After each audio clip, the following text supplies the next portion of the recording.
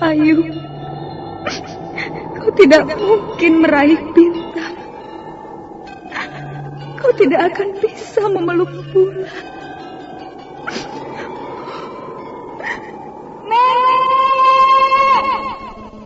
Nenek Rangga Runting. Ayu.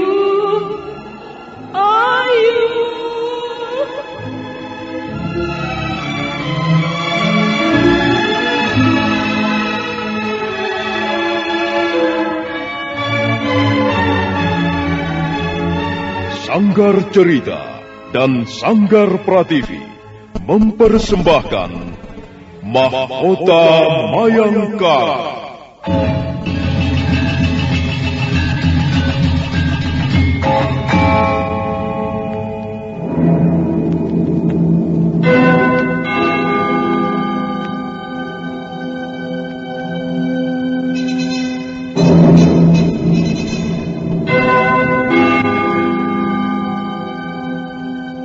Cerita ini lanjutan dari Tutur Tinular. Kisah berlangsung pada zaman pemerintahan Prabu Jayanegara atau Kalagemet, Raja Majapahit yang kedua.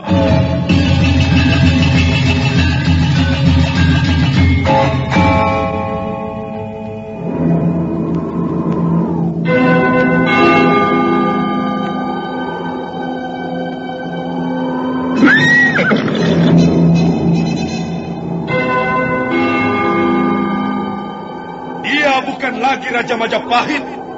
Akulah raja. Akulah yang berkuasa. Ayo, obrak-abrik desa Ganding. Tangkap Jayanegara. Tangkap Jayanegara.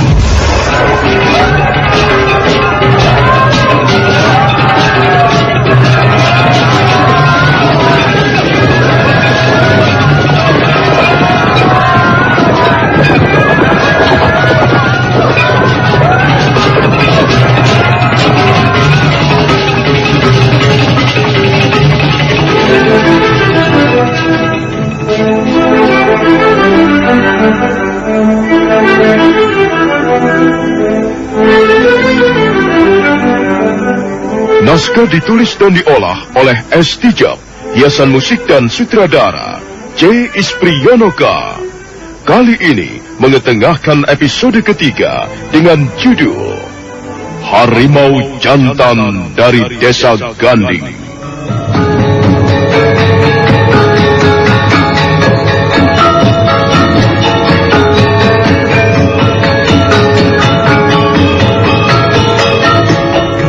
Dalam seri ke-65 ini didukung oleh para pemain Endang sebagai Kalabi, Narto Bantul sebagai Rawedeng, Heri sebagai Rayuyu, Mogan sebagai Rabanyak, Eni Pudiono sebagai Tribuana, Idris Apandi sebagai Ramapati, Eli Burhan sebagai Nyai Ramapati, Yoko sebagai Panji Ketawang, Tato sebagai Ratanja, Heni sebagai Praharsini, dan Asdi Suhastra, pembawa cerita. Selamat menikmati. Sandiwara Radio ini masih Anda dengarkan di channel YouTube Satria Collection. Jangan lupa tekan tombol like dan subscribe.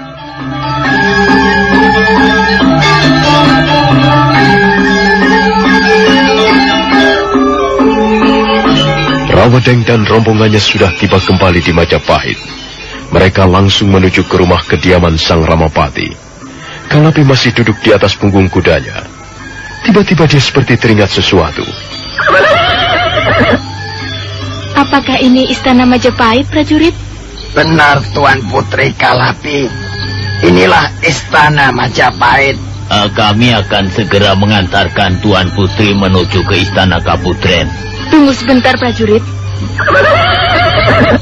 Kalapi buru-buru melompat turun dari punggung kuda. Dia mengamati suasana di sekitarnya. Dan dia menatap ke ruangan pendopo, kemudian menyapukan pandangannya ke kiri dan ke kanan. Ini bukan istana Majapahit, prajurit. Kalian jangan membohongi aku. Aku kenal tempat ini. Bukankah rumah ini rumah kediaman Gusti Ramapati? Bukan, Tuan Putri. Sekarang Tuan Putri berada di istana Majapahit. Bukan istana Majapahit. Ini rumah kediaman Gusti Ramapati. Aku ingat. Aku pernah disekap di tempat itu. Di sana, di ruang belakang sana. Aku tidak mau dibawa ke tempat ini. Aku mau ke istana Majapahit. Ayo, antarkan aku. Ampun Tuan Putri. Mengapa tiba-tiba Tuan Putri Kalapi tidak percaya kepada kami? Kami tidak bermaksud buruk, Tuan Putri. Kami tidak bermaksud memohongi Tuan Putri. Sudahlah, jangan banyak bicara. Kita tinggalkan tempat ini segera. Tuan Putri, tunggu, sabar dulu Tuan Putri. Apa yang kau lakukan, prajurit? Lepaskan tanganku. Kembali naik ke atas punggung kudamu. Dan kita pergi dari sini.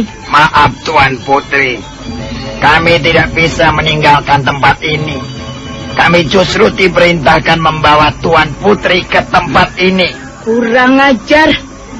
Kalian hanyalah prajurit-prajurit. Aku lebih berkuasa dari kalian. Aku adalah putri bangsawan. Aku putri kerajaan Majapahit.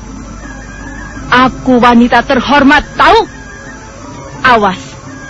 Kalau sampai kalian masih tetap berdiri di situ, aku akan berteriak. Aku akan menjerit sekencang-kencangnya. Hai prajurit, lepaskan tanganku. Kurang ajar sekali kok ini. Ampun Tuan Putri. Janganlah Tuan Putri membuat kerusuhan. Kami akan senang sekali jika Tuan Putri sudi menuruti perintah atasan kami. Cukup. Aku tak ingin bicara lagi. Lepaskan tanganku. Lepaskan. Apa yang kalian lakukan ini? Ayo, lepaskan tanganku. Kurang ajar. Aku tidak mau dibawa ke rumah ini. Aku mau ke istana Majapahit. Lepaskan tanganku.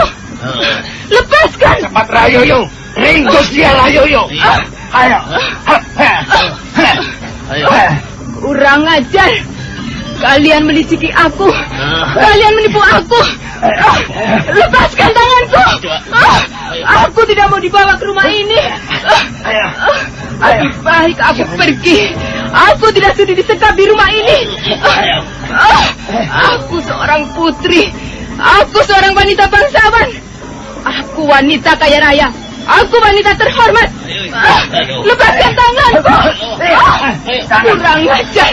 Lepaskan. Lepaskan tanganku.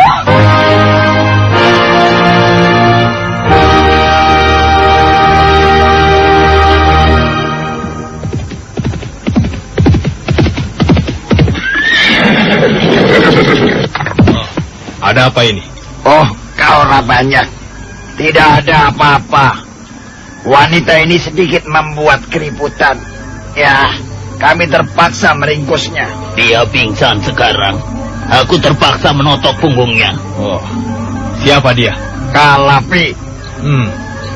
Jadi kalian sudah berhasil menemukannya. Kami akan segera membawanya menghadap Gusti Ramapati. Gusti Ramapati sedang menghadap Ibunda Ratu, Putri Tribuana.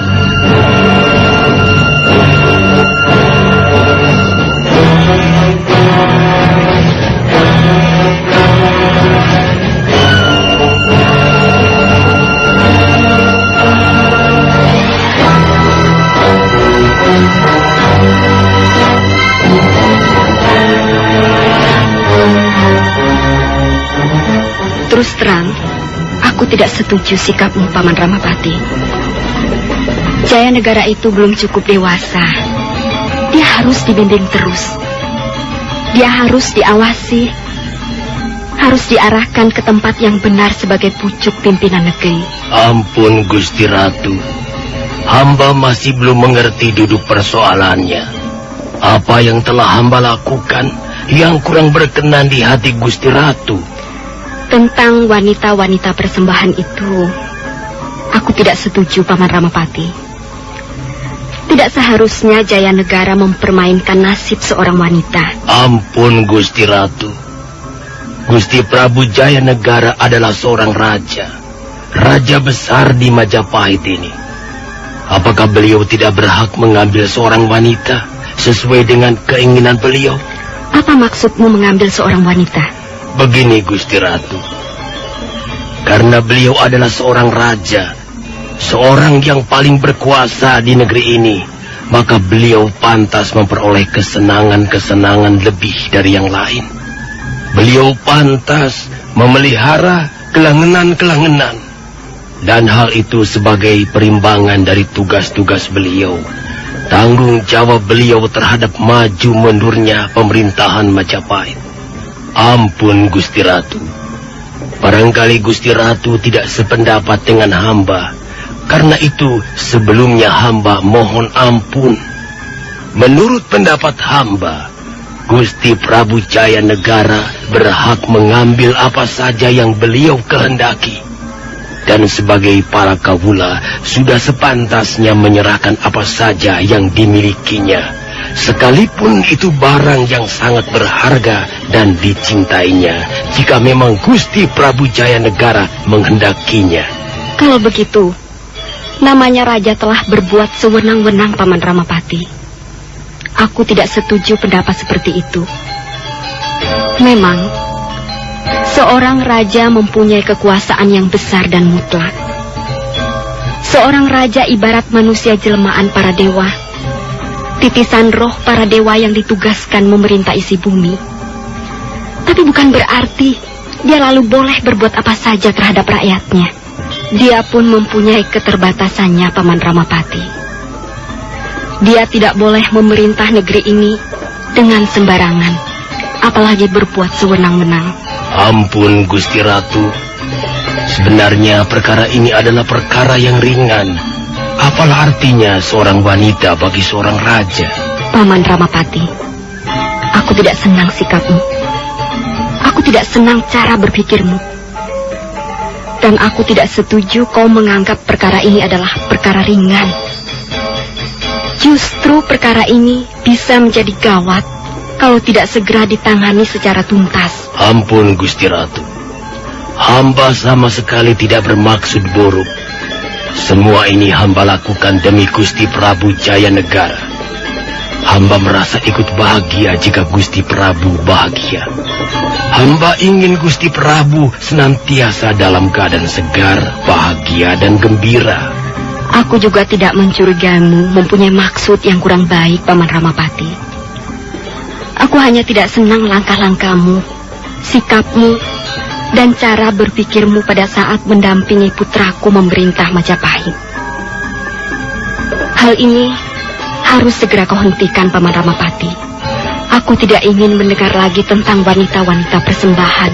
Ampun Gusti Ratu, kalau memang Gusti Ratu kurang berkenan, hamba akan menghentikannya. Dengar, Paman Ramapati. Iya, Gusti Ratu. Kau adalah orang yang paling dekat dengan putraku, dengan Kala Gemut. Di istana Majapahit ini, Jayanegara hanya mau mendengar kata-katamu atau kata-kataku. Karena itu, kumohon pengertianmu, Paman Ramapati. Bimbinglah dia, matangkanlah jiwanya. Jangan justru kau memanjakannya dengan menuruti segala keinginannya.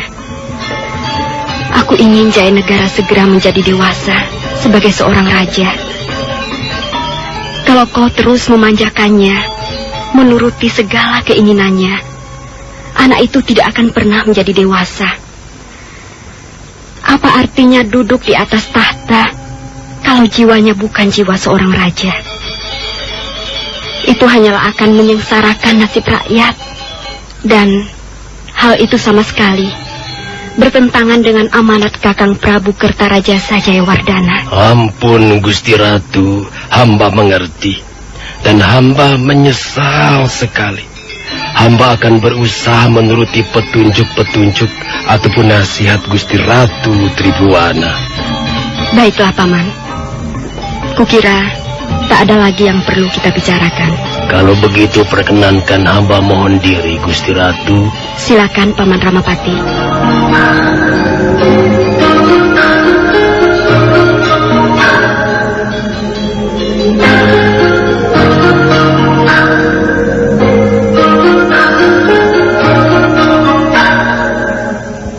Nampi, ini pasti laporan Pati Nambi. Orang dari Lamajang itu semakin lama semakin kurang ajar. Aku tidak akan membiarkannya. Tapi Kakang Ramapati, kukira apa yang dikatakan Gusti Ratu Tribuwana ada benarnya. Maksudmu, Nyai? Maksudku, Gusti Prabu Jayanegara tidak akan bisa menjadi dewasa kalau kita terus-menerus memanjakan beliau. Sudahlah, Nyai. Kau tidak perlu ikut campur. Aku tahu kau tidak setuju gagasanku tentang wanita persembahan karena kau juga seorang wanita. Ini pasti hanyalah rasa setiap kawan yang remeh. Aku mempunyai jangkauan pemikiran yang lebih jauh, Nyai. Aku ini merupakan cikal bakal pemerintah Majapahit. Aku sudah banyak pengalaman. Tapi Kakang, kau harus berhati-hati. Sebab kalau tidak, kau bisa terpeleset sendiri. Terima kasih atas peringatanmu. Dan itu sudah lebih dari cukup. Tapi aku tidak akan terpeleset, Nyai. Semua ini kujalankan dengan penuh siasat. Aku tahu mengapa Gusti Ratu Tribuwana menaruh keberatan tentang wanita-wanita persembahan. Beliau takut perhatian Gusti Prabu Jayanegara akhirnya melimpah hanya kepadaku. Sebab ketahuilah, Nyai, kalau aku sampai tidak dapat mengambil hati Gusti Prabu Jayanegara, bagaimana aku bisa mengendalikan beliau? Ini hanyalah sebuah permainan, Nyai. Ini hanyalah permainan siasat dan tipu muslihat. Kalau sampai Gusti Ratu Tribuwana hubungannya semakin jauh dengan Prabu Jayanegara, hal itu pasti akan membuatnya rugi besar. Dia pun ketakutan, Nyai. Maka dengan dalih macam-macam, dia selalu berusaha agar hubunganku dengan Prabu Jayanegara jangan terlalu akrab. Sudahlah, ini hanyalah permainan biasa. Yang menjadi masalah bagiku sekarang ini bukan Gusti Ratu Tribuwana, melainkan Nampi. Pati Nampi itulah musuh besarku sekarang. Cepat atau lambat, aku harus dapat menyingkirkannya. Ketika Sang Ramapati sedang sibuk berbincang-bincang dengan istrinya, pada saat itulah Rawadeng masuk diiringi Panji Ketawang. Ada apa, Rawadeng? Ampun, Gusti Ramapati. Perempuan itu sudah sadar kembali. Dia pingsan cukup lama, Gusti. Apakah keadaannya sudah benar-benar baik? Ampun, Gusti. Kalau Gusti menghendakinya, Kalapi sudah dapat diajak bicara. Dia sudah benar-benar sadar, Gusti. Baiklah. Aku akan bicara dengan perempuan itu. Kau tidak usah ikut, Nyai. Kau tunggu di sini saja. Aku tidak akan mengganggu pekerjaanmu, Kakang Ramapati. Silakan. Sandiwara Radio ini masih Anda dengarkan di channel YouTube Satria Collection. Jangan lupa tekan tombol like dan subscribe.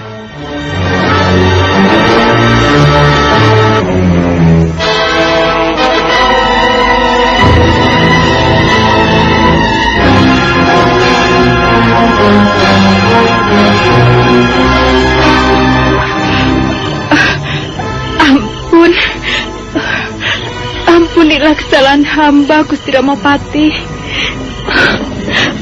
Hamba tidak akan berani melakukannya lagi. Hamba sangat menyesali perbuatan hamba, Gusti. Kau memang bersalah, Kalapi.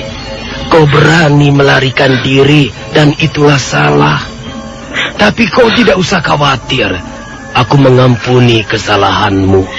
Terima kasih, Gusti. Terima kasih atas kemurahan hati Gusti. Aku heran, Kalapi. Mengapa kau melarikan diri? Mengapa kau tidak kembali saja ke rumahku? Kalau saja kau kembali ke rumahku, perkara ini tidak akan berlarut-larut. Gusti Prabu Jayanegara sudah tidak menghendaki hamba lagi, Gusti Ramapati. Hamba diusir dari istana Majapahit. Dan hamba tidak berani kembali ke rumah kediaman Gusti Ramapati. Kau keliru, Kalapi. Sang Prabu tidak pernah mengusirmu. Lagi pula Sang Prabu Jayanegara masih menghendakimu. Tentu saja dia merasa sedikit jenuh. Bukankah hal ini biasa? Dan kau harus tahu apa itu artinya wanita persembahan. Kalau Gusti Prabu kebetulan sedang merasa bosan kepadamu, kau tidak bisa menuntut terlalu banyak. Kau harus terima. Iya, Gusti Ramapati. Sudahlah. Kau tidak perlu bersedih lagi. Persoalan ini sudah selesai. Aku gembira kau sudah berada di rumahku lagi, Kalapi. Iya, Gusti. Hamba tidak akan melarikan diri lagi. Hamba akan selalu menuruti perintah Gusti Ramapati. Hamba sudah pasrah, Gusti. Hamba akan selalu menurut. Bagus. Bagus kalau kau sudah menyadari hal itu. Apakah sekarang keadaanmu sudah benar-benar baik? Hamba sudah tidak apa-apa lagi, Gusti. Syukur. Hamba hanya merasa sedih. Hamba sedikit terkejut. Tapi sekarang hamba sudah kembali menjadi biasa lagi, Gusti.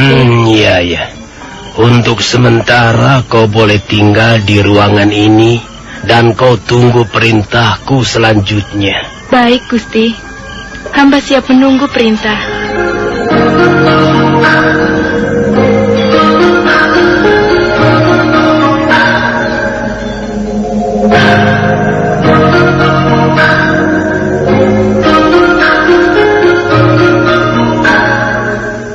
Kalapi merasa lega. Ternyata Sang Ramapati tidak marah. Bahkan pembesar kerajaan Majapahit itu menunjukkan sikap yang arif serta bijak.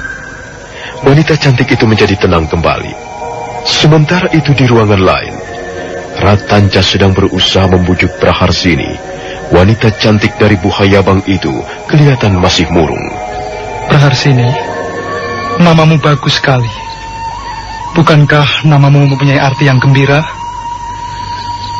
Praharsini artinya suasana yang gembira, cerah ceria. Tapi mengapa wajahmu masih menunjukkan kemurungan?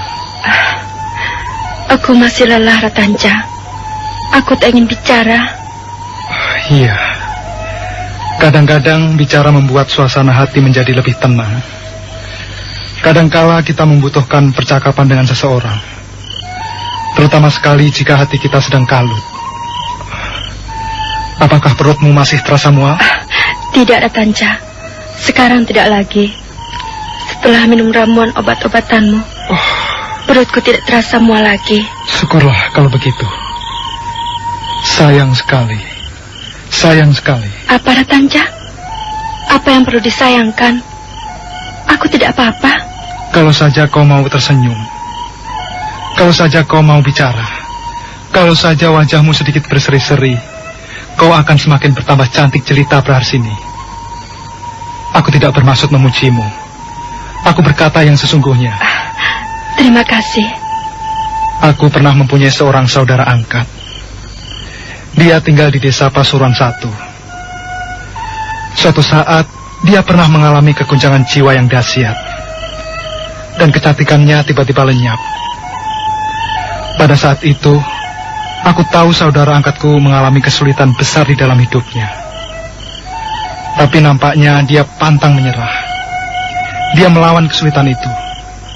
Dia berani melawan tantangan itu. Dan akhirnya dia berhasil. Berangsur-angsur, kecantikannya pulih kembali. Barangkali kau bisa mencontoh sikap dan pengalaman saudara angkatku itu, Praharsini. Jangan menyerah. Bangkitlah. Manusia dibekali kekuatan untuk mengatasi kesulitannya.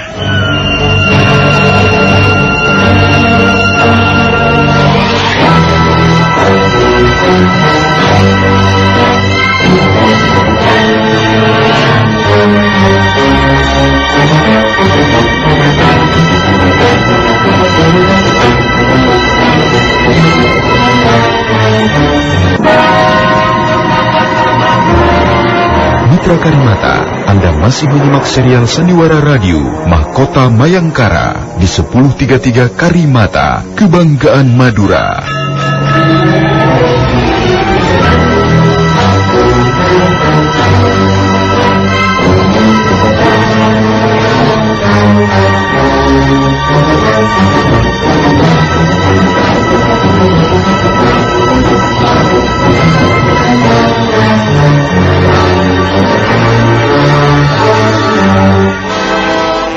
Ratanca berada di ruangan bilik di mana Praharsini ditempatkan. Dia berusaha menghibur hati gadis itu. Dia berusaha membesarkan jiwanya. Tapi nampaknya usahanya belum memperoleh kemajuan. Praharsini masih tetap murung. Aku mempunyai seorang saudara angkat. Dia wanita keturunan asing. Sekarang ini dia tinggal di desa Pasuruan 1. Saudara angkatku itu pernah mengalami kegoncangan jiwa yang dahsyat. Tapi dia dapat mengendalikannya. Dia dapat mengalahkan tantangan berat itu. Dan akhirnya dia sembuh. Kecantikannya berangsur-angsur pulih kembali. Praharsini, kau harus tabah. Kau harus mempunyai keteguhan hati. Jangan menyerah begitu saja. Sayang sekali, kau masih muda. Kau masih mempunyai banyak harapan. Apa, Ratanca? Harapan? Harapan apa? Harapan untuk hidup bahagia. Tidak. Harapanku sudah musnah. Harapanku sudah tenggelam semenjak aku dibawa ke Majapahit. Aku sekarang tidak mempunyai apa-apa lagi. Dan aku tidak peduli lagi, Ratanca. Aku tidak peduli lagi dengan nasibku ini. Jangan begitu, Praharsini. Sekarang ini yang kau butuhkan ialah semangat. Semangat untuk bangkit dan hidup secara wajar. Untuk apa? Untuk apa, Ratanca? Aku tidak membutuhkan semangat. Aku tahu semangatku sudah padam di tengah perjalanan. Kakang Trisura sudah tidak ada lagi. Semangatku sudah ikut terbawa Kakang Trisura ke liang kuburnya. Sudahlah, Ratanca. Kau tidak perlu menghiburku. Lebih baik kau pergi. Jadi kau mengusir aku? Bukan mengusir. Kata-katamu hanya membuatku semakin bertambah sedih.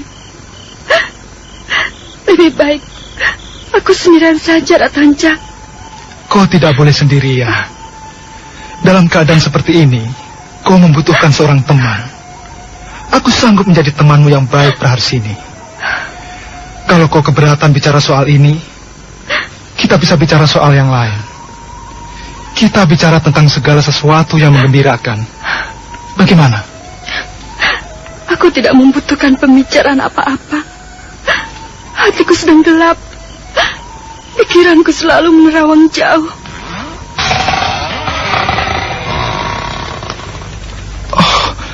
Gusti Ramapati.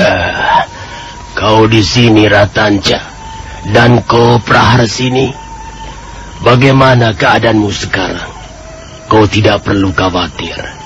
Anggap saja tempat ini rumahmu sendiri. Kalau kau membutuhkan sesuatu, kau bisa mengatakannya kepada Ratanca. Ratanca akan melayanimu dengan baik.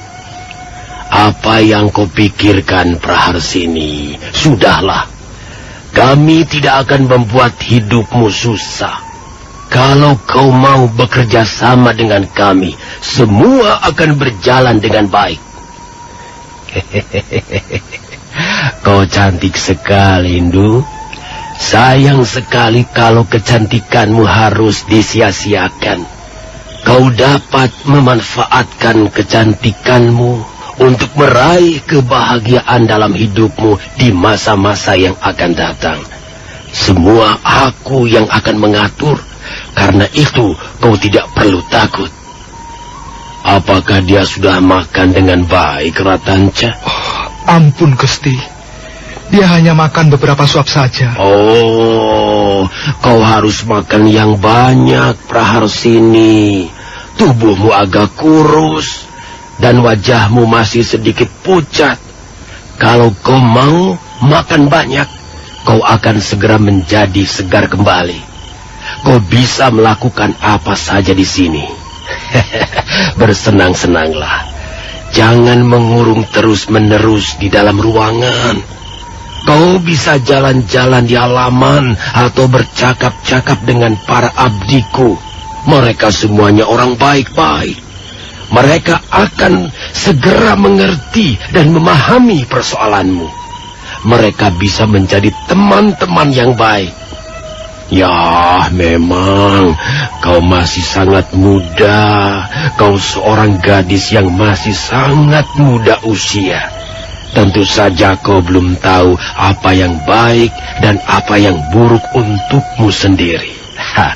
Pikiranmu masih melambung tinggi, angan-anganmu masih menerawang jauh, dan kau masih senang bermimpi, bukan? Ratanca, aku tidak mau bicara dengan orang ini. Suruh dia pergi. Praharsini, beliau adalah Gusti Ramapati. Aku tidak peduli siapa dia. Suruh dia pergi. Maafkan Gusti, maafkan atas kelancangannya. Oh, tidak apa-apa. Aku tahu, aku bisa memahami perasaannya. Baiklah, kalau kau tidak menginginkan aku berada di tempat ini, aku akan segera pergi. Dan kau, Ratanca? Iya, Gusti. Nanti aku ingin bicara denganmu, berdua saja. Iya, Gusti Ramapati. Hamba akan segera menghadap Gusti. Dengan wajah tetap tenang dan berwibawa, Sang Ramapati beranjak mendekati pintu ruangan. Sementara itu Praharsini masih duduk di tepi ranjang. Matanya mengikuti langkah-langkah Sang Ramapati dengan pandangan tidak senang. Praharsini, kau tidak boleh begitu. Gusti Ramapati adalah pembesar kerajaan Majapahit. Beliaulah yang menentukan segala-galanya. Beliau adalah orang yang paling berkuasa setelah Prabu Jayanegara. Aku tidak peduli, Ratanca. Sekalipun dia Raja Dewa, aku tidak peduli. Aku tidak menyukai orang itu. Aku bisa menangkap sesuatu yang berbau kelicikan di balik pandangan matanya. Iya, tapi bagaimanapun juga, kau harus menghormati beliau. Beliau bukan orang sembarangan. Beliau tidak bisa kau samakan dengan aku ataupun yang lain. Kalau kau merasa tidak enak, kau juga boleh pergi. Tinggalkan aku, Ratanca. Biarkan aku sendirian. Praharsini, kau tidak marah padaku? Pergilah, bukan? Ratanca. Pergilah, kataku. Kau mengusir aku? Ya, aku mengusirmu. Pergilah. Tapi Praharsini, aku masih boleh datang kemari, bukan? Aku masih boleh mengunjungimu? Aku tahu kau orang baik, Ratanca. Kau jujur. Tapi pergilah. Aku ingin sendirian. Jangan ganggu aku. Biarkan aku sendirian, Ratanca. Iya, baiklah Praharsini. Aku pergi. Tapi aku akan kembali lagi. Aku tidak akan membiarkan kau sedih dan menderita. Aku akan terus menghiburmu. Aku tidak akan tinggal diam. Aku akan terus berusaha menghilangkan kesedihanmu, Praharsini.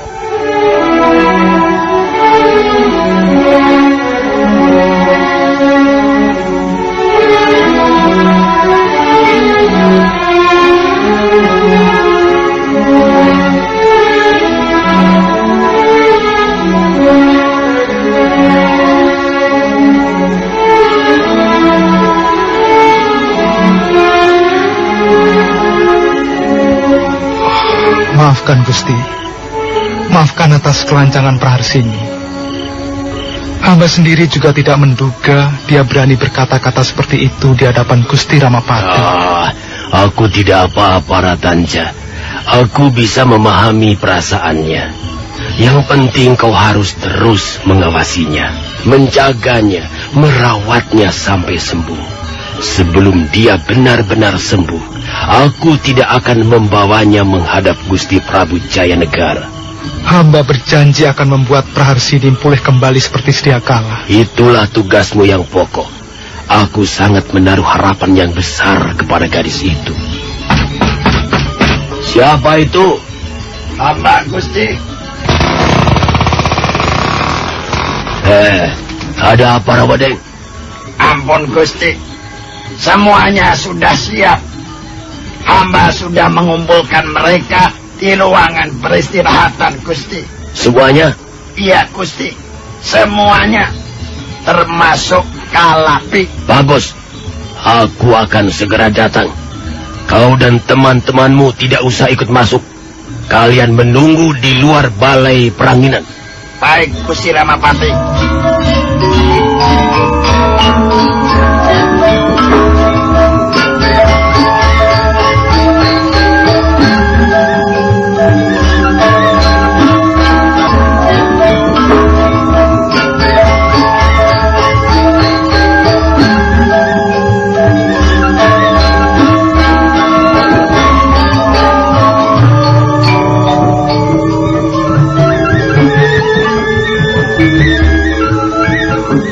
Balai Peranginan adalah tempat untuk istirahat.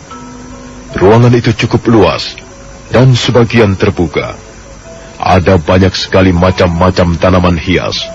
Hampir semua pembesar kerajaan Majapahit atau penggawa-penggawa kerajaan yang berpangkat tinggi mempunyai balai peranginan.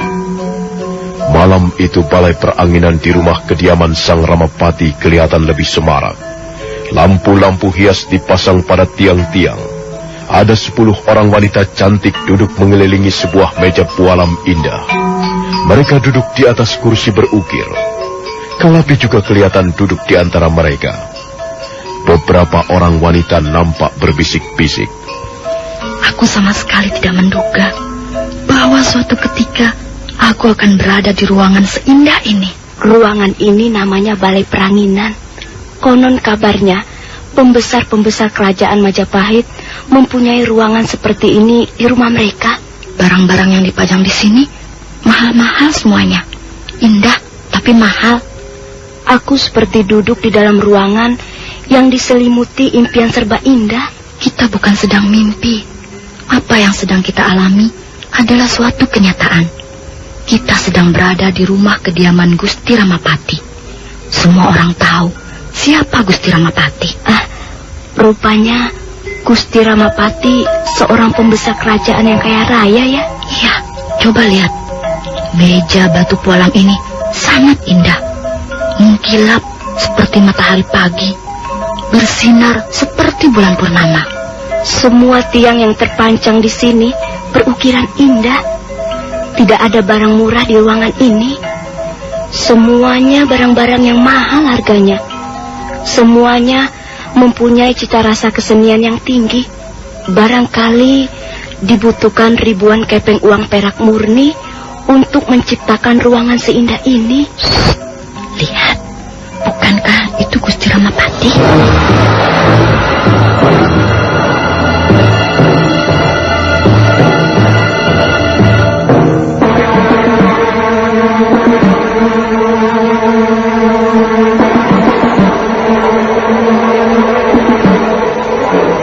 Memang benar apa yang dibisikkan salah seorang wanita persembahan itu. Sang Ramapati muncul dari pintu ruangan depan. Pembesar kerajaan yang sudah berusia cukup lanjut itu melangkah dengan tenang. Dia berjalan menghampiri sebuah kursi yang ukurannya lebih besar dari yang lain. Dan dia tersenyum ramah kepada wanita-wanita yang duduk mengelilingi meja pualam. Bagus. Bagus sekali. Rupanya kalian semuanya sudah siap. Aduh. Aku sama sekali tidak menduga bahwa pada suatu malam di ruangan ini akan berkumpul 10 orang wanita cantik. Aduh. Aku sangat gembira. Aku sangat bahagia. Bagaimana perasaanmu? Kami semua serasa bermimpi, Gusti Ramapati. Iya, Gusti.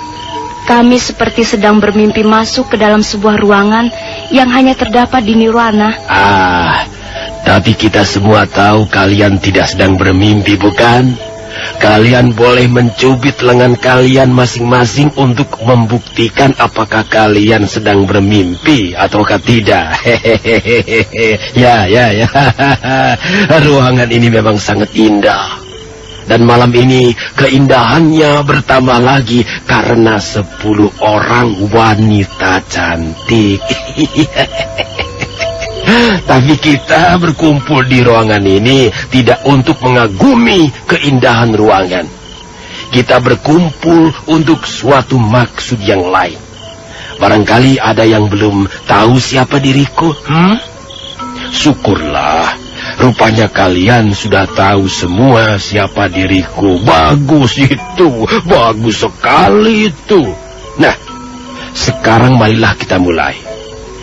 Kalian tahu untuk apa kalian semuanya dibawa ke Majapahit? Kami akan dijadikan wanita persembahan, Gusti Ramapati. Kalian tahu apa itu wanita persembahan? Kami belum tahu, Gusti. Barangkali Gusti Ramapati sudi menjelaskannya kepada kami. Untuk itulah kita berkumpul malam ini. Aku akan menjelaskan kepada kalian apa itu wanita persembahan. wanita persembahan adalah wanita pilihan. Di antara sekian ribu wanita, maka hanya ada beberapa gelintir saja yang terpilih yang dianggap pantas untuk dipersembahkan kepada raja junjungan kita semua.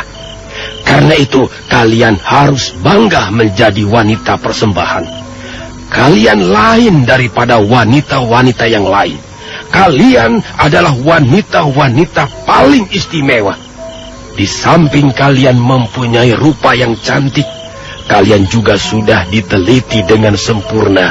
Kalian tidak mempunyai cacat tubuh. Dan kalian mempunyai kepribadian yang cukup menarik. Jadi kalian tidak usah berkecil hati karena menjadi wanita persembahan. Justru kalian harus merasa bangga. Baiklah, supaya pembicaraan ini lebih enak, marilah kita bicara sambil sedikit minum tuak gula aren. Oh, jangan. Kalian tidak perlu menuang sendiri. Akulah yang akan melayani kalian. Tapi Gusti... Alah, kau tidak perlu sungkan. Malam ini kalian adalah para bidadariku. Kalian adalah tamu-tamuku istimewa. Dan aku ingin menjadi tuan rumah yang baik. Karena itu, biarlah aku yang melayani kalian minum tuak gula aren. Kalian tenang-tenang saja. Kalian boleh tetap duduk di tempat masing-masing. Ampun Gusti Ramapati. Hamba tidak biasa minum tuak. Bagaimana kalau nanti hamba mabuk? Tidak. Kau tidak akan mabuk. Tuak gula aren ini tidak akan membuat orang mabuk. Rasanya enak, asam-asam manis. Dan khasiatnya dapat membuat urat saraf kita menjadi segar. Jangan takut, kau tidak akan mabuk. Nah, aku akan mulai dari gadisku yang duduk paling kiri. Ya, ayo, silakan minum. Jangan malu-malu. Bukan hanya aku yang harus menjadi tuan rumah yang baik. Kalian juga harus menjadi tamu yang baik, sopan, dan ramah. Ayo, minumlah. Ayo. Iya, Gusti Ramapati. Bagus. No, bagus. Minumnya bagus. Sama seperti halnya kalian. Tuak gula aren ini juga sangat istimewa. Harganya mahal. Tuak ini khusus dibuat untuk para penggawa kerajaan yang berpangkat tinggi. Dan sekarang kalian boleh mencicipinya. Ayo, minumlah. Ayo. Iya, Gusti Ramapati. Terima kasih. Ayo, minum. Iya. Bagaimana rasanya? Katakan saja kalau kau tidak menyukai rasanya. Benar, Gusti. Rasanya asam-asam manis. Tapi rasanya aneh sekali. Hamba belum pernah merasakan tuak gula aren selesat ini. Tuak ini memang tidak dipasarkan di luar. Tidak dijual di pasar-pasar seluruh kota Raja Majapahit ataupun di tempat-tempat yang lain. Nah, aku akan teruskan. Ya, sekarang giliranmu. Ya.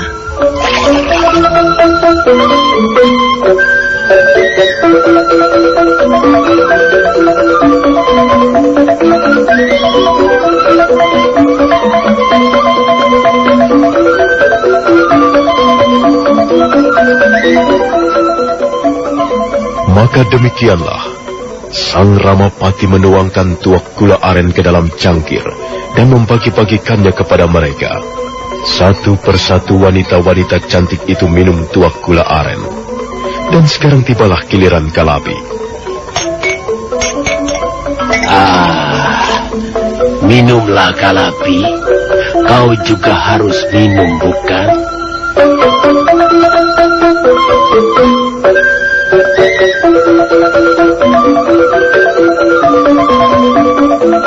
Kalabi tidak langsung menjawab pertanyaan Sang Ramapati. Tiba-tiba hatinya berdebar-debar. Dia merasa takut sekali. Sementara itu Sang Ramapati tersenyum dingin kepadanya sambil mengulurkan cangkir berisi tuak.